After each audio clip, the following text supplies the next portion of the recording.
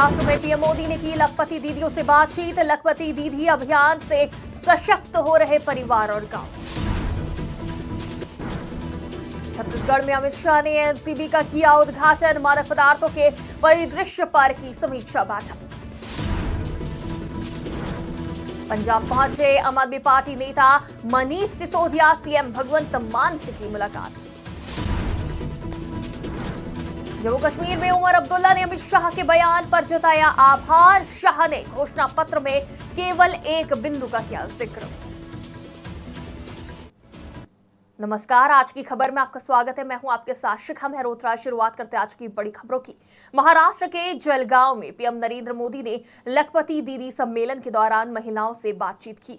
साथ ही उन्होंने कहा कि यह अभियान सिर्फ बहन बेटियों की कमाई बढ़ाने के लिए नहीं, बल्कि पूरे परिवार और गांव के अर्थतंत्र को सशक्त करने का है, जो आने वाली पीढ़ियों के भविष्य को भी बेहतर बना रहा है। साथियों, लखपति दीदी बनाने का ये अभियान सिर्फ बहनों बेटियों की कमाई बढ़ाने का अभियान है, इतना नहीं है।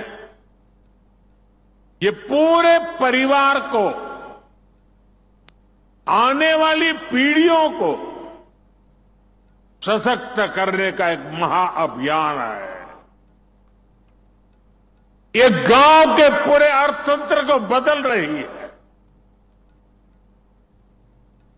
यहां इस मैदान में मौजूद हर बहन बेटी अच्छी तरह जानती है कि जब वो कमाने लगती है तो कैसे उसका अधिकार बढ़ जाता है, घर परिवार में उसका सम्मान बढ़ जाता है। केंद्रीय गृह मंत्री अमित शाह ने छत्तीसगढ़ के नवा रायपुर में नारकोटिक्स कंट्रोल ब्यूरो यानी एनसीबी के आंचलिक इकाई कार्यालय का ऑनलाइन उद्घाटन किया।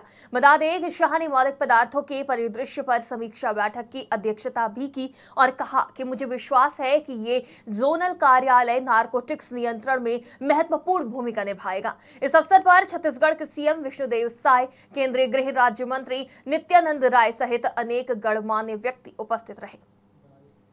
नारकोटिक्स के विदेश से अर्जित किए हुए धन से प्रभावित करना भी लक्ष्य है। तो हम सब की जिम्मेदारी बनती है कि जीरो टॉलरेंस की वृत्ति के साथ हम देश को नारकोटिक्स फ्री बनाए, नशा मुक्त बनाए और प्रधानमंत्री जी का जो संकल्प है उसको चरितार्थ करें। आज यहां नारकोटिक कंट्रोल ब्यूरो के रायपुर जोनल यूनिट का वर्चुअल उद्घाटन हुआ। 5000 वर्ग फीट में फैला हुआ ये ऑफिस नारकोटिक्स कंट्रोल के लिए अपने आप में कंप्लीट ऑफिस है। मैं राज्य सरकार का भी धन्यवाद करना चाहूंगा कि हमें भूमि और बाकी सारी सुविधाएं उन्होंने दी है। पंजाब के अमृतसर पहुंचे दिल्ली के पूर्व उप मुख्यमंत्री मनीष सिसोदिया ने पंजाब के सीएम भगवंत मान से मुलाकात की और हरमंदिर साहिब में माथा टेका। इसके साथ ही सिसोदिया ने कहा कि मेरे लिए बड़ी सौभाग्य की बात है कि आज मुझे यहां माथा टेकने का अवसर मिला। जब मैं 17 महीने जेल में था तो मैं बहुत शिद्दत से सच्चे गुरु को याद करता था, क्योंकि मैं सच्चाई की लड़ाई लड़ रहा था। इसके साथ ही उन्होंने कहा कि मैंने अरविंद केजरीवाल के लिए अरदास की है कि जल्द से जल्द वो बाहर आ जाएं और सच्चाई की जीत हो। दरबार साहब में माथा टेकने का अवसर मिला, ये बड़े सौभाग्य से मिलता है। और जब मैं 17 महीने जेल में था तो बहुत शिद्दत से मैं रोजाना याद करता था क्योंकि मैं सच्चाई की लड़ाई लड़ रहा था और झूठ और साजिशों के तहत जेल में भिजवाया गया था। तो मेरी हमेशा सच्चे गुरु के चरणों में यही अरदास रहती थी कि सच्चाई की जीत होनी चाहिए। और जब सच्चाई की जीत हुई, मुझे दरबार साहब के आशीर्वाद से, ऊपर वाले के आशीर्वाद से, माननीय सुप्रीम कोर्ट और देश के संविधान की वजह से न्याय मिला। तो मैं सबसे पहले मान साहब के साथ बात हुई तो सबसे पहले यही चर्चा हुई कि सबसे पहले सचखंड पे जाके माथा टेकेंगे। और बहुत श्रद्धा के साथ आज पूरे दिल से मैं अपने परिवार के साथ यहाँ आया हूँ और बहुत आभार व्यक्त करते हुए और सच्चाई की हमेशा जीत होती रहे। जो लोग सच्चाई के लिए लड़ रहे हैं उनकी जीत होती रहे। जो लोग गलत काम कर रहे हैं वो पीछे।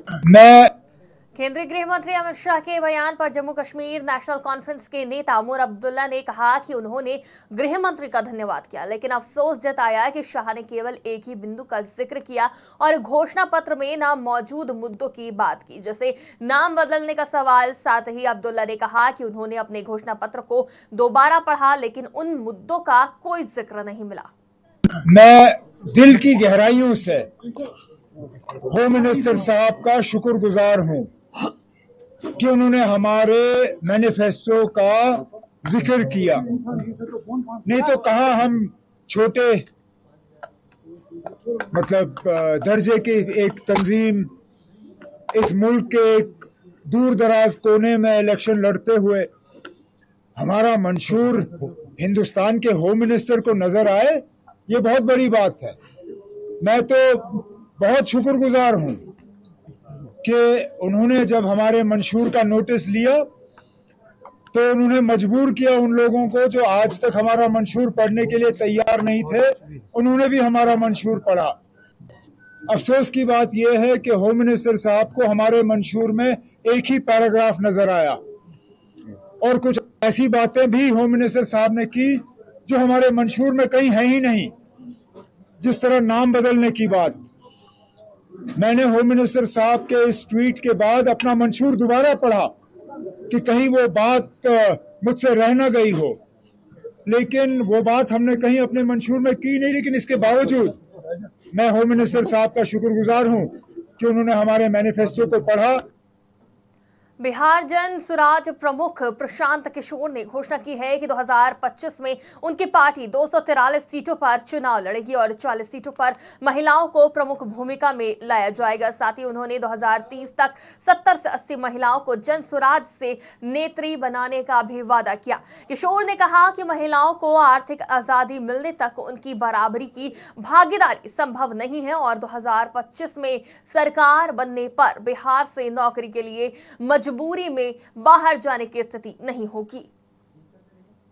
तो वहीं बिहार जन स्वराज प्रमुख प्रशांत किशोर ने घोषणा की है कि 2025 में उनकी पार्टी 243 सीटों पर चुनाव लड़ेगी और 40 सीटों पर महिलाओं को प्रमुख भूमिका में लाया जाएगा। जिस तरह से तमाम पार्टियां महिलाओं की भूमिका बढ़ाने पर जोर देती है, उसी तरह से यहां पर भी इस बात को दोहराया गया है। साथ ही उन्होंने 2030 तक 70 से 80 महिलाओं को जन स्वराज से नेत्री बनाने का भी वादा किया है, यानी कि जन स्वराज में अब महिलाओं की भागीदारी और बढ़ जाएगी। इस बयान से यही स्पष्ट हो रहा है कि अब महिलाओं की भागीदारी बढ़ाने पर जन स्वराज जोर दे रहा है और साथ ही 2030 तक ये लक्ष्य रखा गया है, लगभग 70 से 80 महिलाओं को जन स्वराज से नेत्री बनाया जाएगा, ये वादा भी किया है। साथ ही किशोर ने कहा कि महिलाओं को आर्थिक आजादी मिलने तक उनकी बराबरी की भागीदारी संभव नहीं है और 2025 में सरकार बनने पर बिहार से नौकरी के लिए मजबूरी में बाहर जाने की स्थिति नहीं रहेगी। फिलहाल के लिए आज की बड़ी खबरों में इतना ही। देश और दुनिया की तमाम खबरों के लिए देखते रहिए आज की खबर।